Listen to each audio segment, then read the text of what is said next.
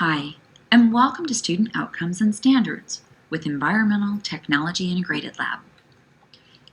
Meet Jenna Bryan, who teaches Environmental Technology Integrated Lab in San Ramon. Jenna has always been a big picture first kind of person, so when she started planning her class, she wanted to explore the why before she started planning the what.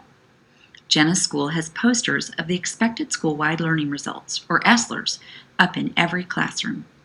They're broken into 6 main areas and identify skills that all students should have by the time they graduate. Jenna finds that sometimes concepts like student outcomes are so abstract that she has trouble figuring out how she's supposed to teach them. So it really helps her to sit down and think about how they fit in specifically to the content she's teaching. For instance, Jenna found a terrific project called Off the Grid, Is Wind Really the Answer? A STEM integrated project created by Joshua Bradley, Brianna Kleinschmidt, Lee Eit, and Andrea Genist.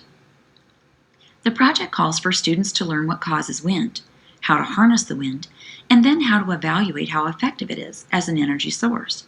The very premise of the project requires her students, like Wendy, to think critically, solve problems, and support ideas. The project invites students like Mark and Sinyo to consider different blade designs for their turbines. They begin working in pairs, which requires that they communicate effectively. They'll have to draw their designs on butcher paper, so their communication isn't just oral. They have to communicate using visuals as well. The math portions of the project include evaluating the volt output from 3 different blade designs, working at 4, 6, and 8 miles per hour. They'll need to graph their findings and then predict the output at faster speeds like 20 miles per hour. The skills needed require them to access, organize, and evaluate information. Jenna sometimes feels that her students have a better handle on using technology than she does. Her students love to employ technology to enhance their learning. In the Off the Grid project, they work together to research local wind patterns and determine a suitable location for a possible wind farm. Jenna likes to think that her teaching style supports all her students maximizing their potential. But she knows that some students seem to be naturally driven, while others just seem to drift along. It's the drifters that she really makes an effort to connect to an outside expert or a person from the industry. Students like Ahmed come alive when they are challenged by something that is real. When Ahmed met Steve, a wind farm engineer, he decided that he would like to work in the same field. Jenna helped Ahmed figure out what goals he'd need to set and achieve to follow that path.